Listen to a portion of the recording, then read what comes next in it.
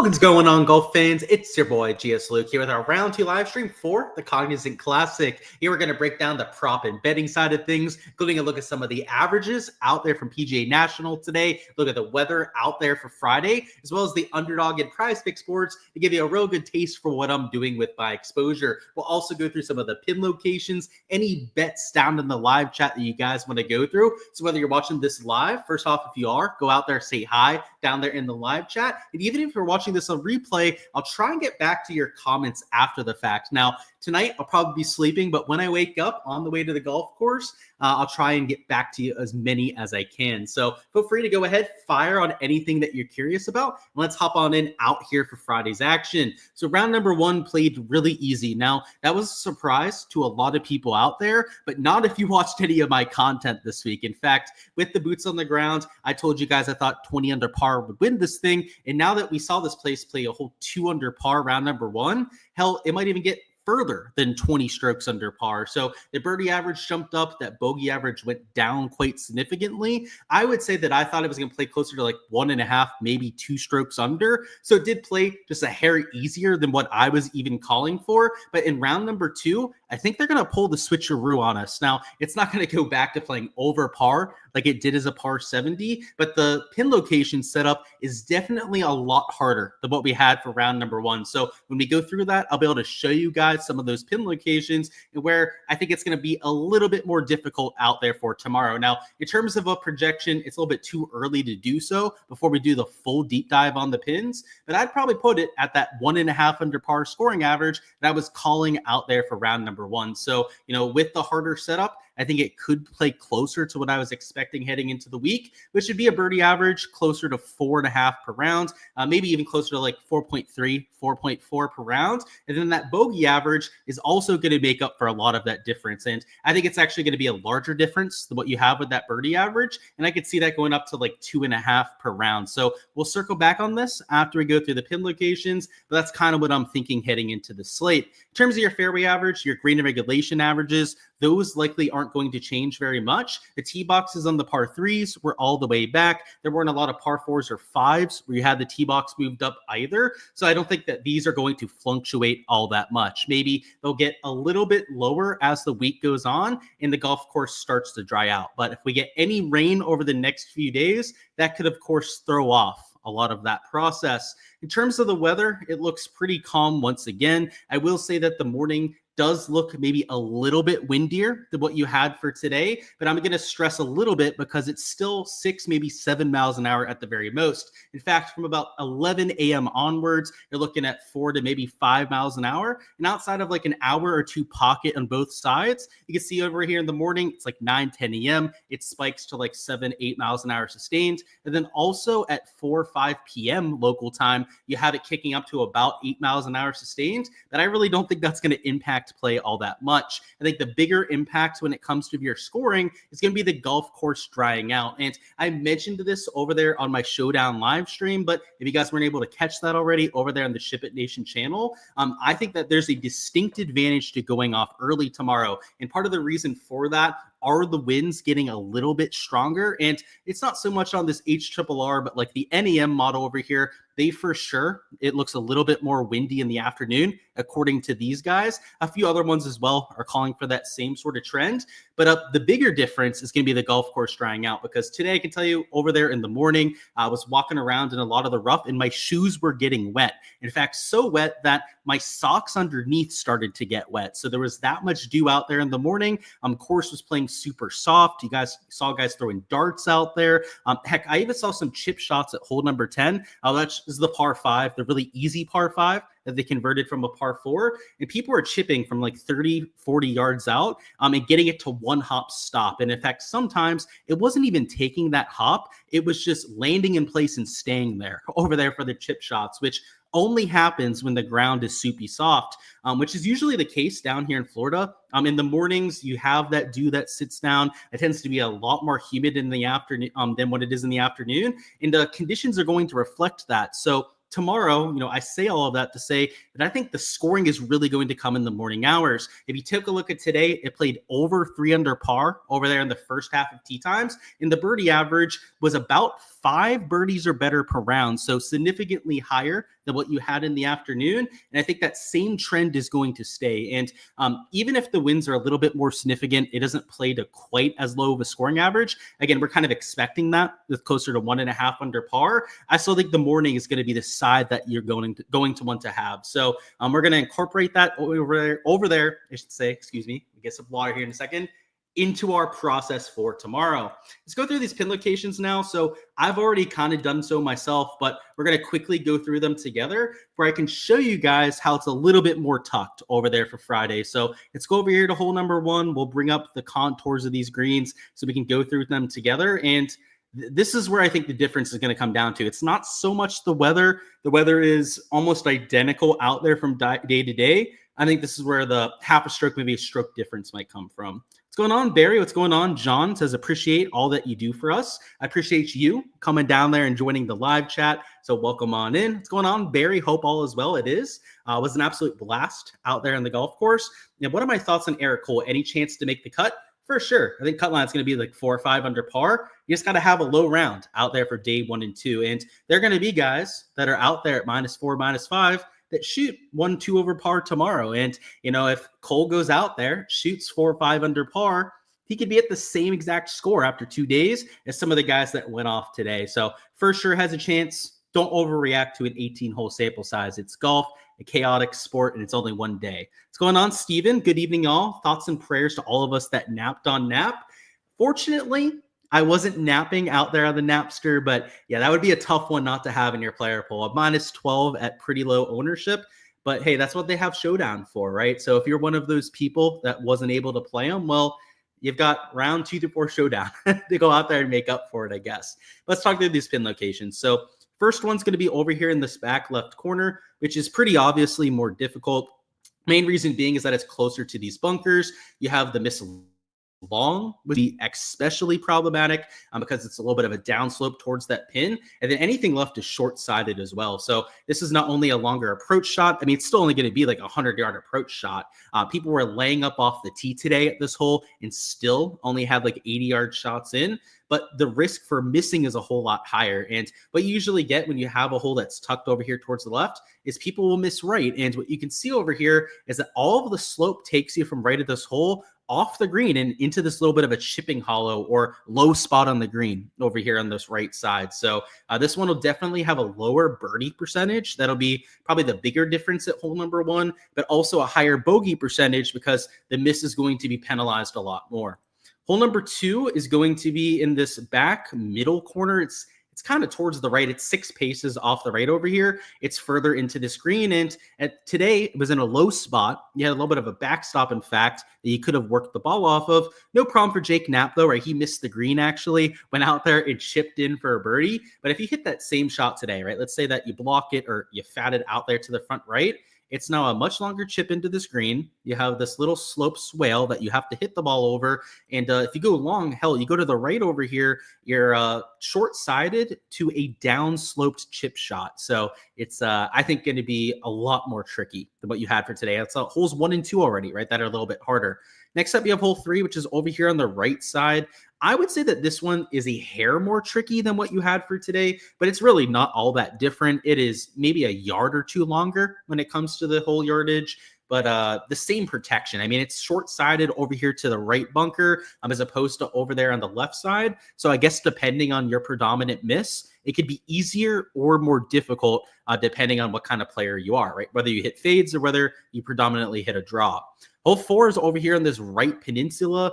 This is a tougher pin than today. Today it was towards the center, geometric center of this green complex. Over here on the right side, you've got less room to work with. And this miss over the back, this little chipping hollow, it's not like super close to the pin, but if you hit it down there, it is a pretty tricky up and down. Hole number 5 is a tricky par 3. It is tucked near the water and it's going to be a longer shot in. And you can see there, right, there's some slope that'll take you into the water over there, but also some slope to the right side of this pin location. that takes you down to a low area. So this is a really hard one to hit it close to. Today, you could take it a little bit short, and it was a pretty simple up and down. Heck, if you even miss this pin to the right, and that's the obvious bailout location with that water down the left side, it was a flat chip, and it was like 15 to 20 feet. Now over here in this middle left corner, you've got the water much more predominantly in play, the sloping making it harder, and it's a longer chip shot from pretty much no matter where you miss it. So this 1, 2, we're going to be a whole lot harder. Heck, I think 4 is even a little bit more difficult. 5 is an absolute brute as well. 6 is in this back left corner. This is the Sunday pin location that they use at this hole. So I probably don't have to tell you, but this one is going to be extremely difficult. This high spot over here is probably the second most difficult pin. So it's not like this one was easy, right? And then we're going to a super hard location, but it is over this bunker. You have this long miss in play, and heck, even the pulled miss into this water hazard comes into play. So as you can tell, they're not screwing around with these pin locations. Next up, you have hole number 7, which this is a easier pin location. And because it is a front pin, I think it will play a little bit easier than what you had for today. It's let me double check. It is 8 paces on and then 5 paces from the left. So it's about where my cursor is right now. You do have some slope behind the hole, which is going to take a lot of your shots away. So I think the hardest part about this shot at 7, and I think it's not protected by much. So that's the easy part about this pin location. But the hard part is it's really difficult to control that speed and the actual distance that you hit it. Because if you hit anything and it's not spinning, it's going to go down into that low area. Hole number 8 is a birdie hole, at least when it's playing in calm conditions. And it's going to be in the front portion of the screen. So I would say that this one's actually easier than today. So, hole 7 might be a hair easier. Same thing with hole number 8 here. And then hole 9 as well. So the first 6 holes or so are all pretty brutal. I think you're going to see some guys that are like 3 over par. They're their first 6 holes, which is tough scene out there on this sort of golf course. But 9 is a little bit easier than today. Hole 9 was in the back left corner today, so it was a long shot in there. Now it's on this lower area. You do have this right miss, which you can't really get a full appreciation here, but it does fall off rather drastically out here from this green complex over here to the right side. So if you short side yourself over there, it could be tricky to get up and down. We're going to see a good amount more birdies over there at hole 9. Next up, we've got hole number 10, which is a front left pin location. It's a par 5, and it's easier than today. So there are a few easy hole locations, like namely towards the end of the front 9 and then towards the front over here on the backside. And what I'll say, I didn't notice this over there for Showdown because we didn't have the pin locations when I did my live stream before, but I think there could be an advantage to starting in hole number 1 tomorrow because you get to go through 8, 9, and then your first hole of your back 9 is a par 5, right? And it's the easy front location that you're going to have for tomorrow. So if you're starting on the back, which would be the opposite side, right? Not the one that we want, you're starting on 10 and you don't get to play those 3 holes back to back. Like heck, 7's a hard hole, but it is an easier location. Like you could maybe even make a birdie there. 11's tougher. So 11 is in this way back corner. So it probably is 8, 9, and 10. We're going to go out there and get any sort of a streak, but starting on hole 1 does give you the ability to go out there and do so. And because hole 1 is a tougher location than today, I guess the counter argument would be like, 17 you can make a birdie at, then maybe 18 and 1. 1's a lot harder today. So that sort of counter argument kind of gets taken out right there. Let's go to hole 11 next. So hole 11 is a back right pin. So like I said, a little bit more tucked than today. Today had this backstop to work with, and there were actually a few holes where you had a backstop to help you out. Now you don't have any of that slope helping you. It's a longer shot into the screen, which of course brings more left to right dispersion. Next up, you have hole 12, which is over here towards the right side bunker. It's a medium difficulty hole, but I think a little bit harder today just because you don't have that much room to hit it close to this pin location because it is tucked just over this hazard. If you hit the fairway, I think you can hit it close. You hit the fairway, you're going to generate spin on these receptive greens, especially with the morning tee time. But if you miss the fairway here, if you're coming out of the bunker or the rough on either side, it's going to be impossible to hit it within 10 feet at hole number 12. Hole 13, I should take that back. Unless you get a really good lie. If you're Luke Clanton, you're a high ball speed player, you could if you get a really good lie, but that'll be rare. at that kind of hole. Next up, you got 13, which is a back right pin. This one is a lot harder than today. It brings in this right side bunker, and it's a longer shot in. So on what is a scoreable hole today, you saw quite a few people making birdie there. Tomorrow, I still think you'll see some birdies, but you're going to bring in more bogeys to that kind of hole location. Hole number 14 is a front pin, so this one's a little bit easier than today. Today was in this back right corner. It's one of the hardest holes out here, actually. And this back right pin does bring in that water. On this front side, it is a lot less protected. It is also a shorter shot in. So the back nine had a lot of really hard holes. The front nine's more of an even mix, right? You had a few that were more difficult, but like hole 10, right? This is an example, one that's a little bit easier. You have some counter examples as well. Hole 15 is over here towards the bunker, so this is the start of the bear trap. This pin's a lot harder than today, and I know it doesn't look like it. I know that you may look at today's pin near the water and go, oh, that one looks a little bit more difficult.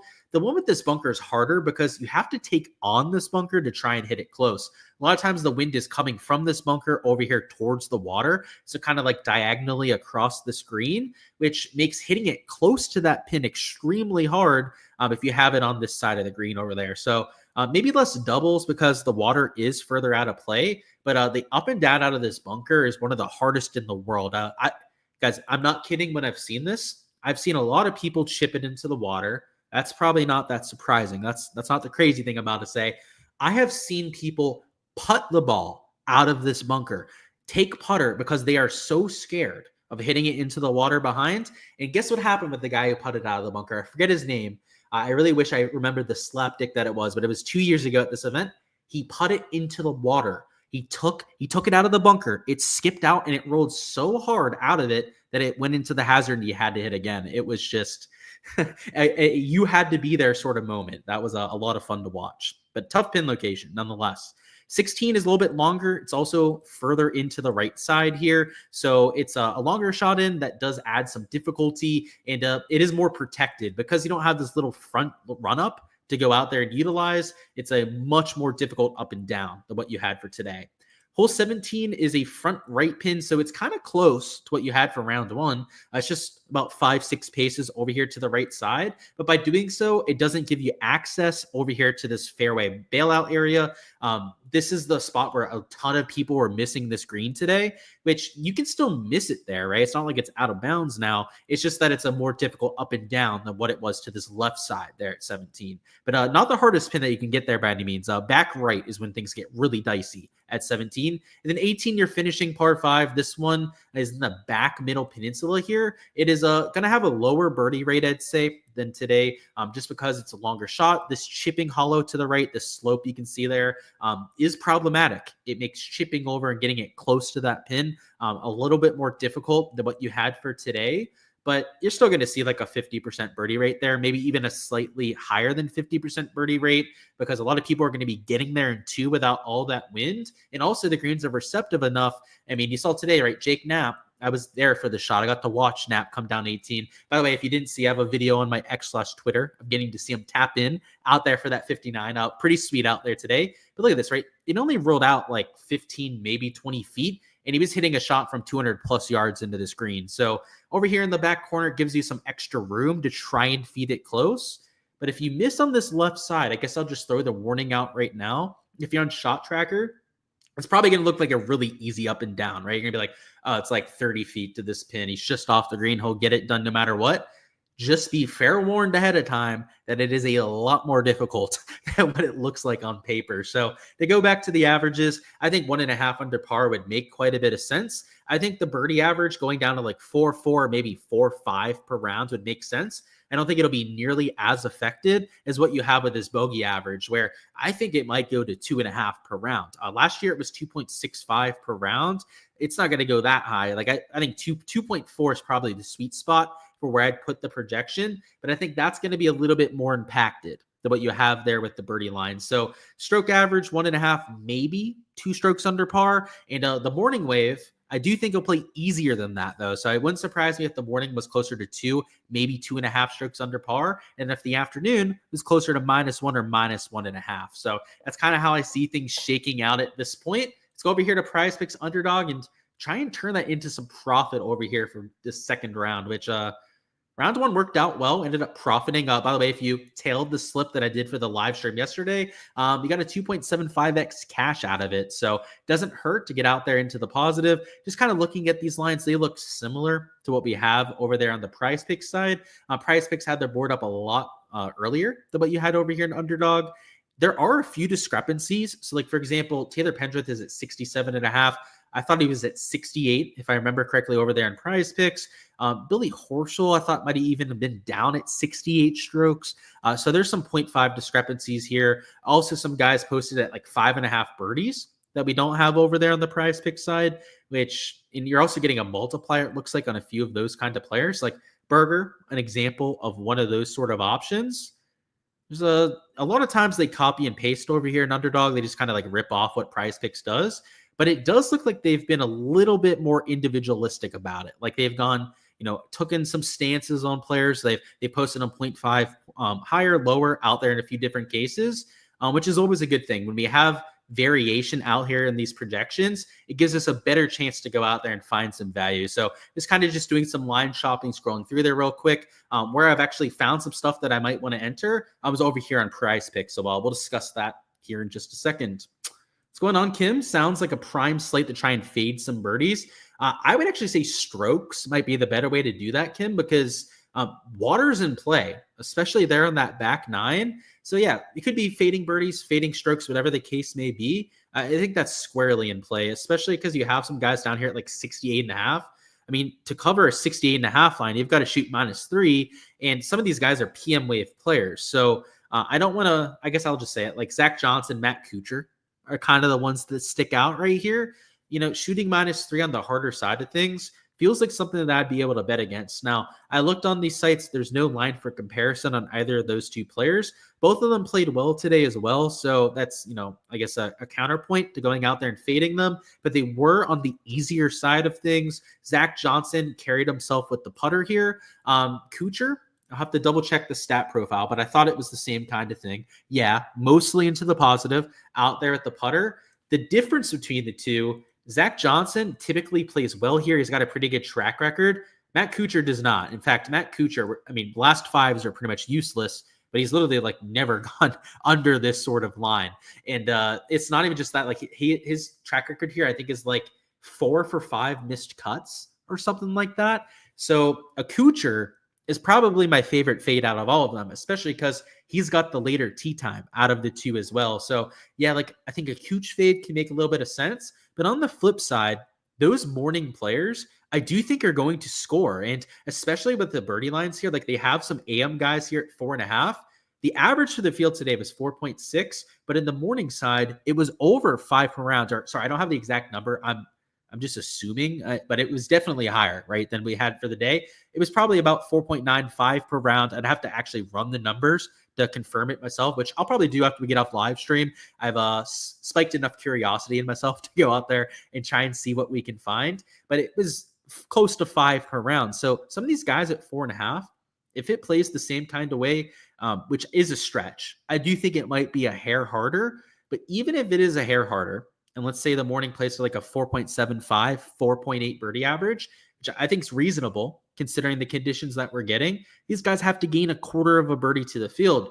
And I guess I'll just point out Gary, because he was the one I was eyeing at this point.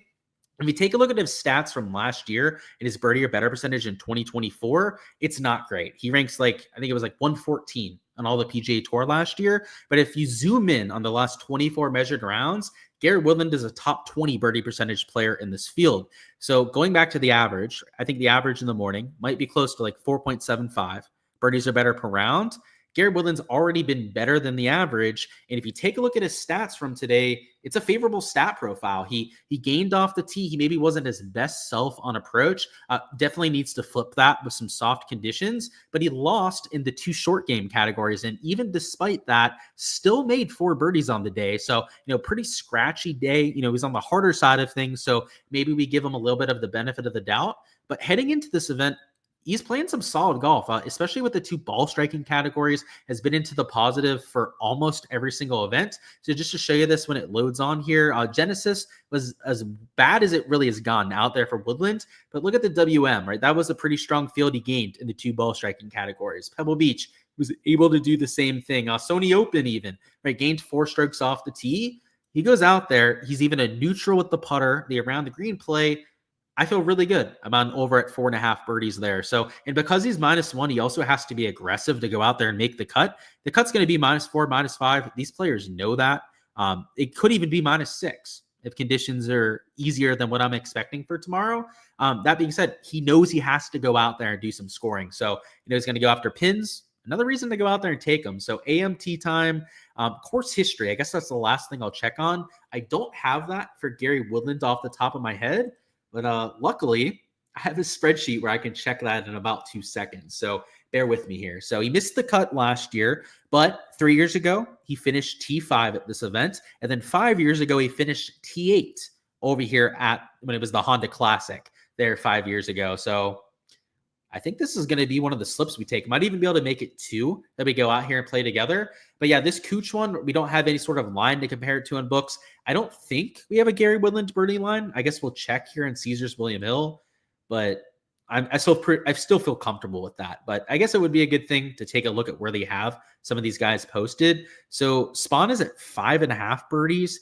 He's a higher tier player right now than Gary Woodland. But interesting to see that they have him there. Keith Mitchell as well. He's in better form than what you have with Woodland, but he's at 5.5 and he's juiced under. Let's see if there's any 4.5. So Ricky's in the PM and he's -180 over. I mean, yeah, so we're not going to have a Woodland line on here. I knew that one was going to be a little bit of a long shot, but on the books here, Ricky Fowler, who I know he had a really good round number 1, but he's in the PM. He's in worse form than Gary Woodland lately, at least. Maybe not round number 1, but the last few events heading in, Woodland has had the number of a Ricky Fowler, and he's -180 out there in that direction. So yeah, this is going to be the first slip that we take here. And Kuchar, by the way, in terms of that fade, already mentioned he was a little bit putter heavy. The course history, by the way, just to confirm that, I know I said he missed like however many cuts.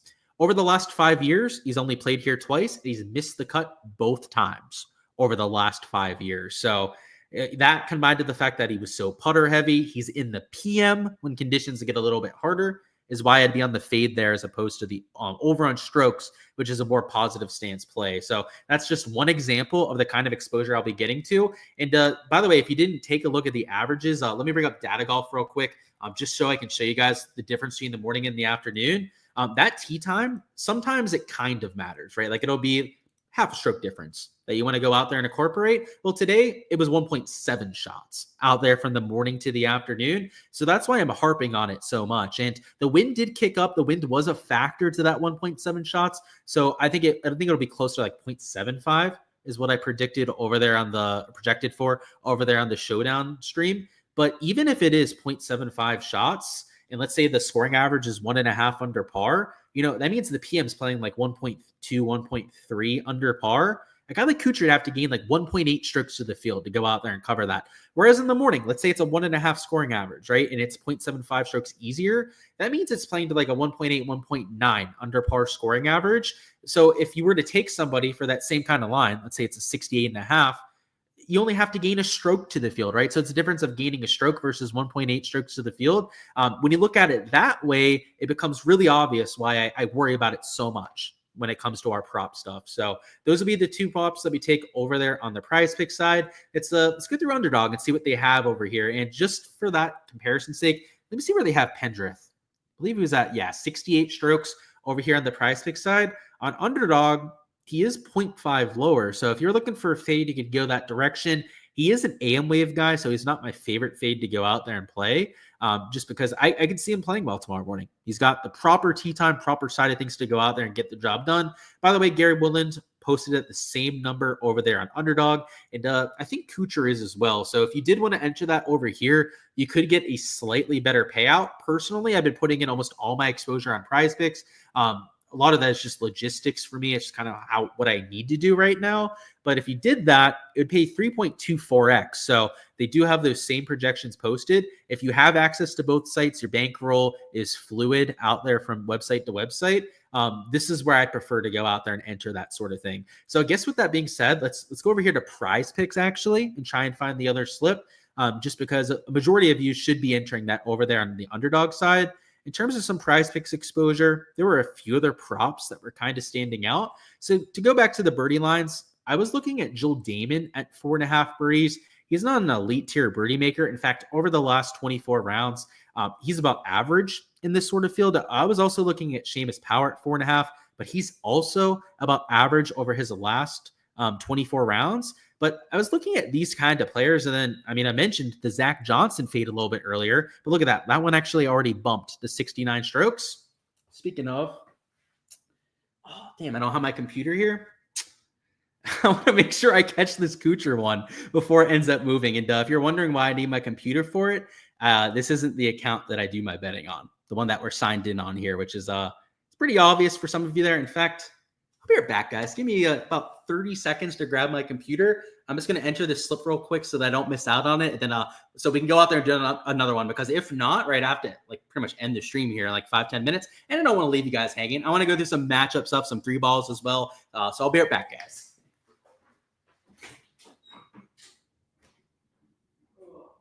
Oh, there it is. Actually, closer than I thought it was. I thought I was going to go halfway across the house to go out there and find this thing, but it's actually in my living room. It's kind of weird. I didn't remember leaving it. 1 second. By the way, so let me see what you have down there in chat, guys. Any specific questions that we've got. Welcome on in, Joseph. Love to see you down there in the live chat yourself. I hope so, Joseph. So I see your comment over there in Davis Thompson. If he gets that putter working tomorrow, dude, he's got like a -5, a -6 in him. So definitely the kind of guy that I could see having a pretty low round. I'm bringing up Prize Picks. I know this might be a little annoying, but it's important, right? These guys are absolutely all over me when it comes to these bumps. So you got to do what you got to do, I guess, right? To make sure you're getting all this value in there. So it's the Kuchar fade at 68.5. That's the first prop that we took. And then Gary Woodland's over on birdies. We'll play that for an undisclosed amount so that Prize Picks can't track it. Because if they find this account, it'll probably get nuked like the other ones. Oh, your game mode is not allowed in your location. Oh, that's a good sign. Maybe it already did get nuked. That would be kind of funny. Let's see. Let's try it again. All right. Yeah, it worked that time. So account wasn't nuked. Whew. Had me worried there for a second. Did I just jinx myself in saying that? But yeah, we're good to go there now.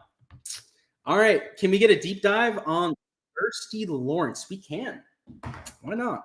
That's what we're here for, Wayne. Any players, by the way, you guys want to deep dive on? Feel free to go ahead and let me know. So good old Thirsty Lawrence. I know he didn't play well today. Sorry, it's Thriston, not Thurston Lawrence. He gained on approach. He gained off the tee, then lost a bunch short game. So I thought it was going to look a lot worse than this. The stat profile is actually not all that bad. Now, let me double check his tee time. So I'm not sure when he's going off. But the stat profile looks mighty fine good. So he's a PM wave guy, which at least personally for me, it is kind of a deal breaker when it comes to playing him on Showdown. But stat-wise, he sets up pretty well, I'd say.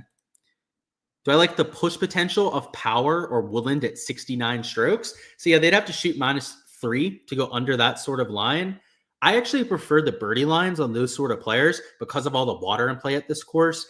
You know, the thing I hate to have happen on a strokes line is to have one bad shot completely derail you. And at a lot of courses that can't happen. Like at a course with water and play on like 1 or 2 holes, that's only going to happen to like 1-2 guys out there per day. But this golf course, I mean, you had a bunch today. I mean, even with these easy conditions, that made triple or quad bogeys. So personally, I side towards the birdie lines. That's the main reason for that.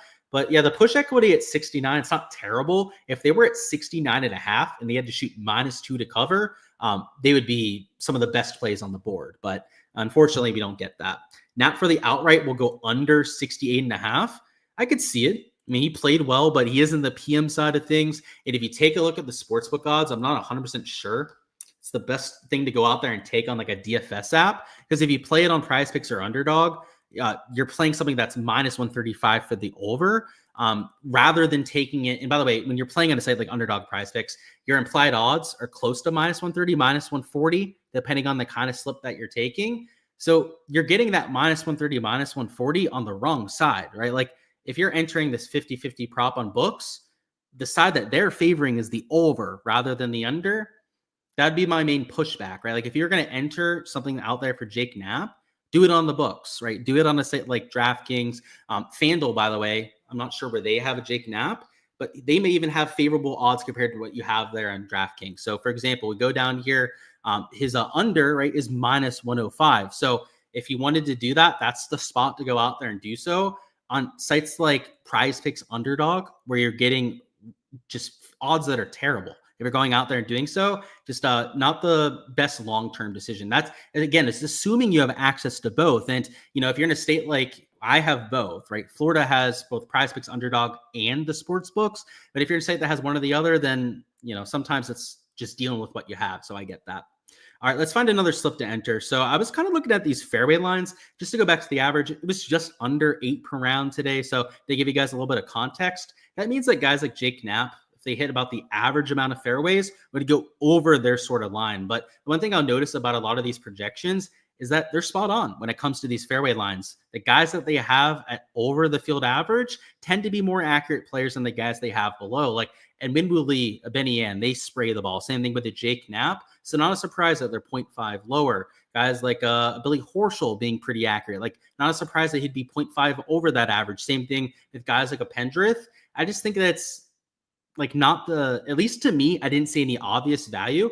The one that kind of stuck out was a Keith Mitchell here, just because Keith Mitchell is an average to above average accuracy driver. And he's over there at 8 fairways, but he'd have to get to 9 to cover, which is asking him to gain an entire fairway to the field. I mean, if he was at 7.5, or if he matches the field average there at 8 and hits, this would be a great spot, right? It's kind of like those guys at 69 strokes, where if they were just 0.5 higher, in this case, 0.5 lower, right down at 7.5 fairways, it'd be one of the best props that we have on the board. But because it's 0.5 higher there, it's still a decent lean, as I was mentioning before, but it's not the same kind of value that it could be if it was that 0.5 discrepancy.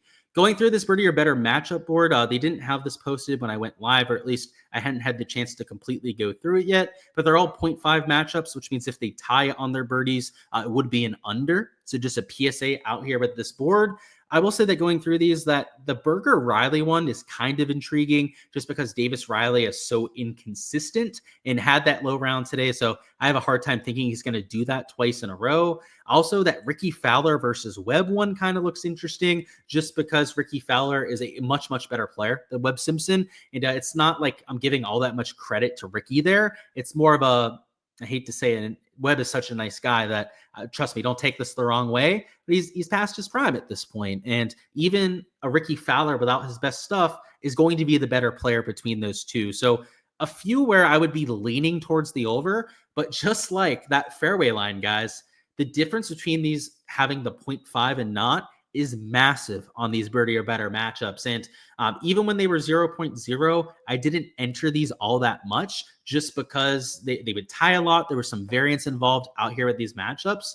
But now at the 0.5 aspect, I've played them even less than what we've had in the past. So I'll probably stay away from a lot of these matchups myself. But I would say that if I was going to pick one of them to go out there and play, it probably would be this Daniel Berger over versus Riley. But even that one would be a little bit marginal. Just going back to some of the props we were looking at before, right? I know that I brought up the Stroll Damon one, also that Seamus Power. These are the two props that I probably like the most right now, I would say. I would still try and find a fade to mix in because I think those PM guys are going to have some hard conditions. So just to circle back to the strokes board, Brian Campbell, his stat profile today was horrendous. So that would kind of be the idea with fading him.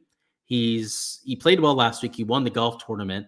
He had a half decent round today when it came to his stuff, but he did it unsustainably. So just to show you what I'm talking about with Campbell, who I'm still not over the fact that he robbed me of an outright bet at 82-1 last week. That one's going to sting for a while. Pretty much every time I see Brian Campbell's name, I'm probably going to think about it. But yeah, 3.5 shots gained putting today and then lost in the other 3 categories. That screams, not the best round the next day. That screams regression back to the mean.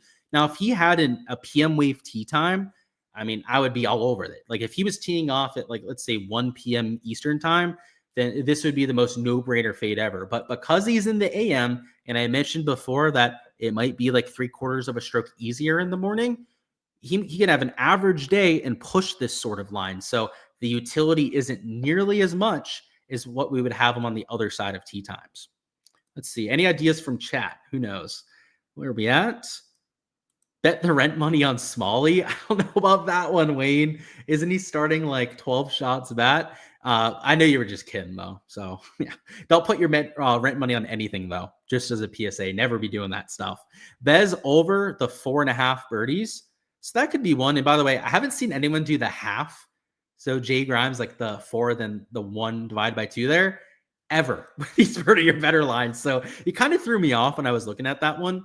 Bez is also an AM tee time. So kind of like these guys like Joel Damon, Power, they're up there on the right side of things. But just like Damon and Power, if you take a look at the last 24 measured rounds, they're all average when it comes to their birdie or better metrics. And I guess I'll show you the reason why I like especially Damon.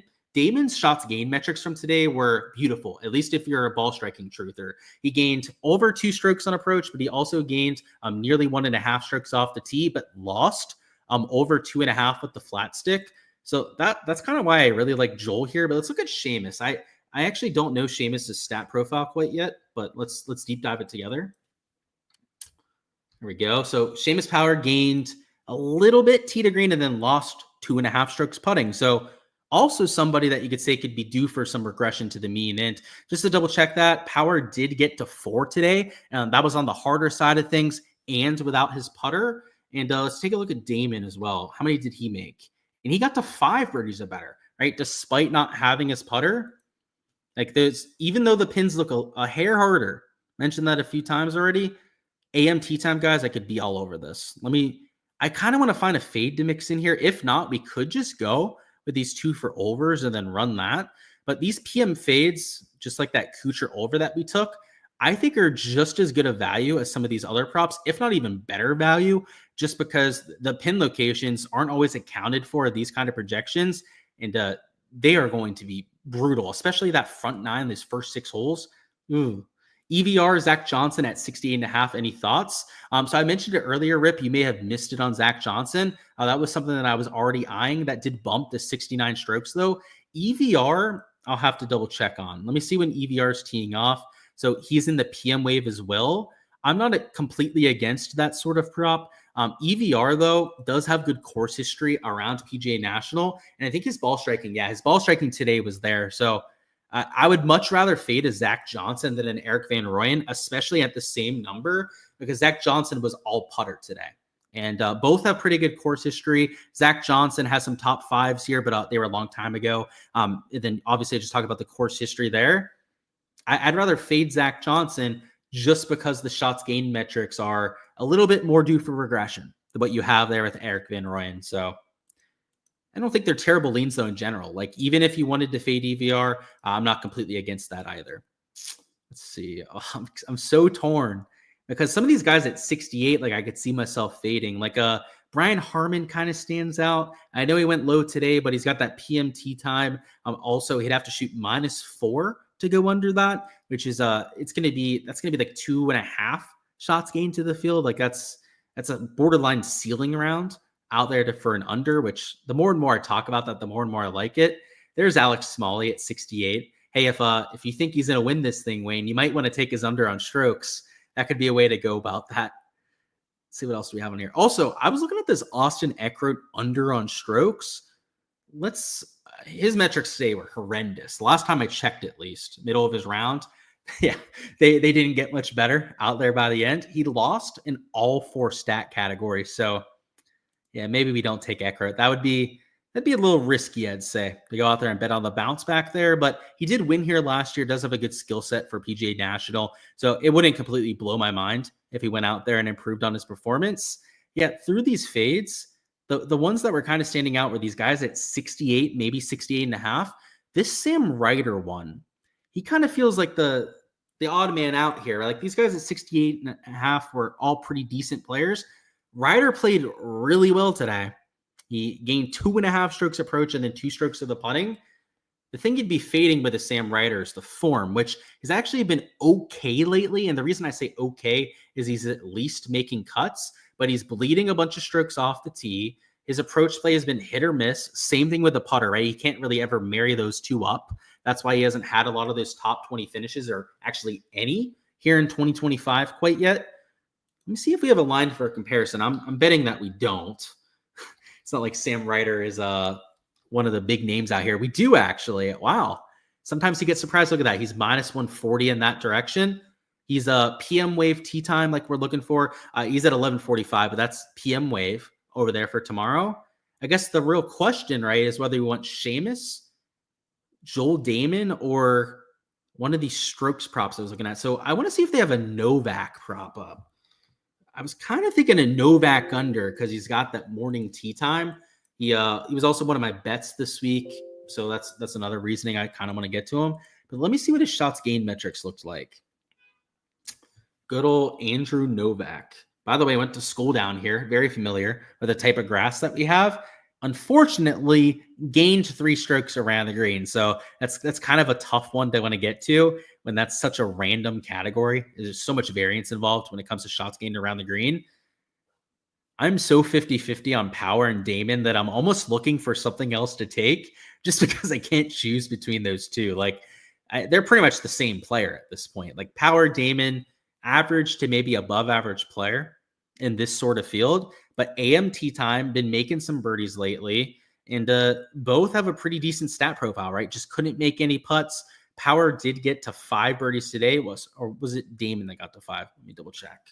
One of the two got to 5. One of them got to 4. Yeah, Damon got to 5. Power only got to 4 birdies. Golly. Let's see. Let's look at the history. So, oh God. Yeah, Seamus has not played very well here, evidently. Let me take a look at his actual finishes around this golf course. This is what we'll use to break the tie. It'll be course history. So Seamus hasn't played here. Okay, that's not ideal. Hasn't played here for a while, at least. And let's look at Joel Damon, who I think he's played here for sure. Missed the cut last year. Oh, God. Another 50-50. One hasn't played the last 5 years. One played and only missed the cut last year. Maybe it's a sign to take neither.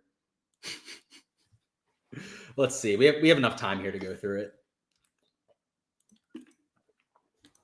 Let's see. Oh, we already went through those questions. By the way, any deep dives, go ahead and let me know because in about 10 minutes, we're getting on out of here. So make sure you throw those down in chat now so you can get those done before we get out of here. So the Sam Ryder fade, we're definitely going to go out there and enter. The combination is where it's getting a little bit trickier. And we could go to a few of these strokes lines. There were a few at 68.5 I was kind of eyeing, but they are on players that struggled today. Like Eckroat, we already well outlined. He struggled across the board. Andrew Novak got a little bit lucky, I'd say, out there with his scoring. And then these other guys at 68.5, it's Højgaard, who he gained a bunch of strokes putting today. So just to show you what Nico did, Nico also got a little bit lucky. You can see over there gaining 2 strokes of the putter. And then let's look at Vegas. I'm not sure what Vegas did stat-wise. Lost in the 2 ball striking categories. Like, it's a whole bunch of players that just kind of sucked, for lack of a better word. Like, all of them kind of struggled. None of them were really getting the job done. But they're better than average players. And this is the big but here. They're better than average players. The scoring average would be close to 69. I think most, if not close to all of those players, are probably going to go under that sort of projection. So I guess I'm just being nitpicky here, right? Trying to find my favorite option. But I guess we'll throw a few in here just so that we have them to choose between. Let's throw in the Vegas. Let's throw in Højgaard. Let's throw in Novak. I don't love that around the green, but I did bet him this week for a reason. He's the kind of player that I do expect to play well overall around PGA National. these guys at 68, I'm probably avoiding that push equity, having to shoot -4. Just not my favorite thing with them making the golf course a little bit harder. And because it's a strokes line, that was part of the reason we wanted to do the birdie or better stuff before, is because if we take a strokes line, we have to worry about the doubles and the big numbers coming in out there with potential water balls. So Højgaard, he sprays it off the tee. We're gonna have to make sure he doesn't miss a whole bunch of fairways. Oh God, why do they have? So this is the issue at this board. They have all these slapdicks, all these guys that suck on the board. Like there are projections that make sense, but they're all just absolute slapdicks to choose from. God, I hate this event sometimes. And it's my hometown event. I go to it every single year. But the field outside of like your top 20 players that we get year in and year out is a tough scene to put it lightly. Just complete slappies across the board. Let me see if they have a Kirk line posted. Kirk played really well today. He doesn't have anything for comparison though. Let me see if they have him over here on Fanduel. That would be a really nice one to be able to compare to. Kirk though, to show you guys why I think he could play well, he gained in the 2 ball striking categories. In fact, lost with the putter, yet still had 7 birdies on the round. So he was just hitting dart after dart, was really going out there and impressing. Does he have a 4.5 birdie line? Because if he did, that would be something I'd be looking at. So he doesn't have any birdie line actually over there on the board posted. But if you had a guy like Chris Kirk, he's won here before, by the way. He's won the Cognizant Classic.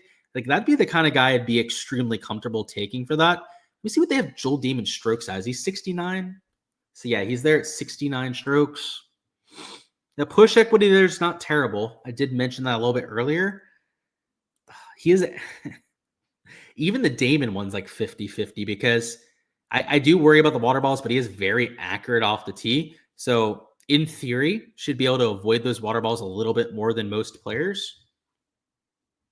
You know, we're not going to go with the second slip here on the live stream, but I will tell you guys for a fact, I will be playing the Sam Ryder prop. I'm just not sure I'm going to take really the other leg of it quite yet. So if you guys want to enter a second slip, you can go ahead, take your favorite from some of the positive stance plays that we've gone through. Maybe it's Vegas, Højgaard, or Novak. Maybe it is a Seamus Power or the Joel Damon over on birdies. Whichever one that you guys like the most in your process would be what I would pair up over there with a Sam Ryder. So obviously, guys, for all the exposure I'm actually entering, make sure to check out my Patreon page. That first slip will be posted there in about 5 minutes so that my Patreon members can try and get that before any potential bumps. But the rest of the stuff I enter will also be posted over there, and that will include anything that I'm doing to adjust for live conditions and over here on the Underdog side and all of that. So make sure to stay tuned for all of that on the Patreon page. Link in the description of the video to go out there and join that, by the way. And my Patreon page isn't just about giving out plays and a lot of that kind of stuff. Like you see all these dub club cappers out there that have no background in statistics, no background whatsoever in the sports that they're covering, just posting bullshit and costing their people money. That's not what my live stream's about and what my content about is whatsoever. Like you guys can see the kind of effort I put into finding all my plays, deep diving all the pin locations. A lot of the other golf cappers won't even do that, but it's not even just about having a capper who does their due diligence. It's getting taught how to find your plays yourself. Like a lot of those guys on whatever different sites, like I don't want to pick on any one site in particular when it comes to these touts, but the same idea applies. Like they don't teach their people how to find these plays.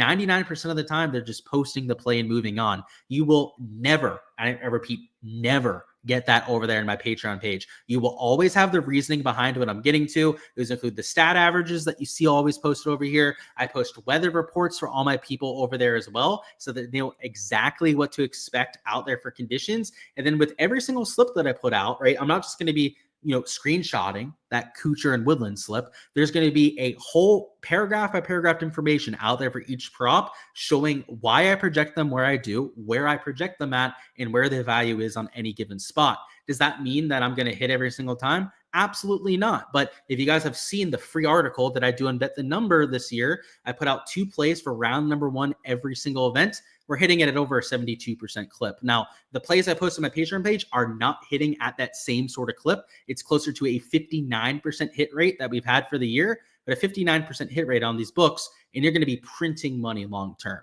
Now, I can't guarantee that you're going to match all of those results, but that's what you're working with out here with this capper. So make sure to check it out if you guys haven't already. If you want to learn to be a better of golf, and for all the slips that I'm taking too. And some of you out there might not be interested in becoming a better. And I guess I understand that, right? Like there's touts, there's pick sites out there for a reason. Some people, that's just what they enjoy to do. They like to go out there, find people that are sharp and tail them. But if you are interested in actually learning how to break down these boards and whatnot, that's what I would argue is the even more valuable part of on my Patreon page. So make sure to check that out if you guys haven't already. What we're going to do next is we're going to try and find some matchup bets. So I promised you guys I wouldn't leave you completely hanging on that side. And I know some people try and find ball striking poppers to go out there and play. Sometimes I think the best way to go out there and find these matchup bets is to try and find guys to fade, right? Not so much to go out there and find the guys to go out there and play, the players that you think are going to continue to ball striking it well, et cetera, but it's to go out there and find the guys that you think are going to come back down to earth a little bit. So we could do that with putting stats. We could do that with ball striking, right? Try and find guys that were just really bleeding when it comes to that category. And then if we can, on the flip side, right, find guys that were gaining a whole bunch of strokes ball striking, then that's where you can really be cooking when it comes to these matchups. So let me see if there's any questions, comments we need to go through. And if not, we're going to try and find some matchups. Do any of the fairway lines look good? I thought they looked pretty accurate across the board. So I didn't end up taking that myself. Just for over 68.5 has some solid value compared to Draftkings. Let's double check into what site is that on, by the way. I want to look at his shots gained metrics as well. So let's do that. Good old Jesper. Yeah, so minus 150, and yeah, he's in the PM. That could be a good call there. I like the fact that you're on that side of the tee times. Let's see what he is over here. Good old Jesper is minus 140, and I'm not sure which site he's posted on, so not over there on the prize pick side, but he is, I'm guessing, over here on Underdog then. So yeah, that'd be another one of those plus EV leans. So if you wanted to take the Woodlands prop, really anything else that we've talked through and mix it in over here, you could do it over here in Underdog. And even if you wanted to do a double fade slip, you could pull it off over here because the payouts on Underdog are better than prize picks. Like let's say that Jesper was available on prize picks and you took these two there, you'd only get 2.5x. Over here in Underdog, you'd get 2.7x. So that could be a way to go out there and enter some slips as well. I already mentioned I'm a little bit more prize picks heavy these days just because of my current situation, but Underdog, that'd be a good way to attack the board, especially if you want to go after PM fades, the guys that would be for overs. Cool to see my vid on Nap at 18. Yeah, that was a lot of fun. It's I got to see him the whole way down 15 to 18. So he hardly missed it 16, and I got to see him make that one at 15, that bomb across the green. But 16, dude, he kissed the hole there too. He was even close with his eagle attempt on 18. It could have been a 56 or a 57 if he had some magic going his way. Of course, Jay Grimes. I like Power more since he starts on 1 and Damon starts on 10. That would be for showdown.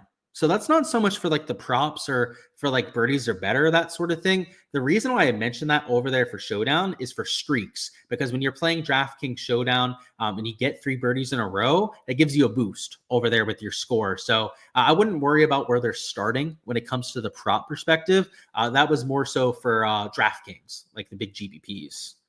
Fuck it, we'll do it live. Thanks, Luke. Yeah, you know the deal at this point, Mike. Appreciate you stopping by. So let's find a few guys to fade. So I like the idea of fading Brian Campbell. It's not just the fact that I have like a personal vendetta against the guy now. And look at Jesper. So I know he had a really low round. Hell, 9 birdies or better, only 1 bogey or worse. But he also kind of carried himself over there with the flat stick. So let's go to the 3 balls. Let's see who those guys are matched up against today. So let's go to 3 balls. Let's find Jesper. So Jesper's against Ryan Gerard and then Quade Cummins. I got to say, this Quade guy, I got to tell you a funny story about this guy here in just a second. And then who was the other one? It was Jesper and then, yeah, Brian Campbell. Oh, yeah, if I can find any reason to fade Campbell, you know we're doing it. So he's plus 210. He is the 3rd guy there. But then he got against Davis Thompson and Benny Ann. Okay. Let's see what we can do here. So the Davis Thompson Benny Ann one, Thompson has the better stat profile out of all 3 of them. And at plus 150, I don't think that's the worst bet, but a Benny Ann too, he also has a decent stat profile, so you could go that direction. But Davis Thompson's the one that I'd personally prefer if I was going through those. And then let's go back to the Jesper one. Let's find who we want to take there. So Quaid, or it could be Ryan Gerard. Now, I'm not sure what the shots gained metrics look like, and I'll talk about Quaid here in a second. So yeah, Quaid, he striped it today, so that's I guess good to see. And then yeah, good old Ryan Gerard, who I don't know why he was so popular this week, but a lot of people played good old Ryan Gerard. Pretty decent stat profile as well. So kind of like the other matchup, whoever you take between Gerard or Cummins, I think I'd be okay with. But this plus 195 on Cummins, I guess we'll talk about it here. Look at that, it just went down by 0.5. That kind of sucks. That went to a worse number. Let's see what he is over here, because screw getting a worse number than we could possibly get. Let me see what they have. They might not have them posted, but so they do. They have them at plus 200 over here. And then let's see what we can get on Davis Thompson as well. Ah, look at that. You get the same line out there on both sites. So yeah, I guess no value out there from site to site. Let's talk about Quaid. Quaid is like 6'5". He's like, I don't know, he looked like 7 foot tall when I saw him out there on the golf course. So I didn't realize that this guy was an absolute striper until I saw him hit a driver and it made the Brooks Koepka sound. And if you don't know what the Brooks Koepka sound is, that's when a ball whizzes by you so fast that you can hear the spin. And there's not a lot of players that are capable of doing that. Quaid Cummins did that on multiple tee shots that I saw him hit today. And like I said, he's a house. He's like 6'5". He's one of the largest human beings that I've ever seen out there on tour. Him and Jesper Svensson. If you guys didn't know, Jesper Svensson is also like 6'5". But the reason why this one would make sense here is you've got the soft matchup against Jesper, right, who gained all those strokes putting. And then Ryan Gerard, I guess you could go that direction if you wanted to, but you're getting plus 200 on a player that was striping it out there today that has some short game regression coming. Then the other side of this, screw Brian Campbell. That's part of the reason that we're fading him there. And then if we take a look at Benny Ann, this is something that I was deep diving earlier. He lost on approach today. So he's, a fade candidate of his own right there because he wasn't the best over there in approach. So those would be the kind of matchups that I'm looking for. And I'm going to be doing a lot more deep diving on these. In fact, Hard Rock hasn't even posted their board yet. That's where I get all of my exposure because I'm down here in Florida. But when we start to get the boards posted, whether you want to go through and try and find fades like we did by going through the stats, or try and find guys to go out there and take positive stances on, which would be guys that are really playing well with their ball striking. There's multiple approaches to go out there and find some of these bets. So a lot of the same stuff that I'm looking for over there on these prop apps like Underdog, Prize Picks, all that sort of stuff, I'm using over there from this process as well. But that's all I've got, guys. I'm going to go ahead and have to cut this off here. It's late. I've been up since 5:30 a.m. Had to get out there, right, to watch my first tee shot for Jordan Spieth. But excited for the weekend, everything to come. Rounds 3 and 4, we'll be doing the same thing over here on the YouTube. So if you guys enjoyed, maybe learned something over here during the live stream, make sure you subscribe so you don't miss any of that to come. And also smash that like button if you guys haven't already, to go out there. First off, help support the channel here and also get this out there to even more people in the community. But other than that, guys, that's all I've got out here for round number 2. I hope to see you guys cashing out on a lot of your props, your bets that you guys go out there with. And let's have ourselves a weekend here at the Cognizant.